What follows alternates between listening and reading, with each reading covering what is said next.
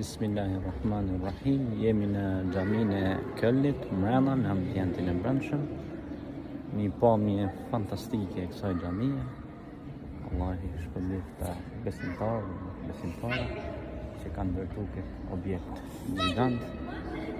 Me të vërtetë të pushon shpirti duke përmendur Allahun. Ala bi dhikrillahi tatma'innul qulub. Kulubi pra pushon, zemra pushon, shpirti pushon kur sheh këtë objekt madhështor, këtë shtëpi të Allahut në xhamin e Kölnit. Wala dhikrullahi al-akbar, dhe përmendja e Zotit është gjaja më e madhe, më afër Allahut Kur'anin e tij famlar. Vijnë pra vizitorë nga gjitha vendet e ndryshme ta vizitojnë këtë xhami, pastaj vjen vakti i faljes namazit. Inna salata kanat 'ala al-mu'minina kitaban mawquta, në vërtet namazi për besimtarët është obligim në kohën e caktuar.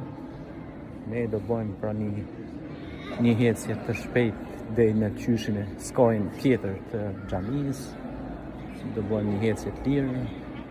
Allahu inshallah i shpërblen gjithë besimtarët që ecin kësaj rrugë të Allahut xhalla xhala. Allah i begatov gjithë ata besimtarë e mu'minun që bajnë sejdë në këto shtëpi të Allahut. Allahu nderoj gjithë ata ndërtues të cilët pa zonë punojnë ditë e natë dhe investojnë për shtëpitë e Zotit, pra investojnë edhe për aspektin shpirtëror që të prehen në paqe.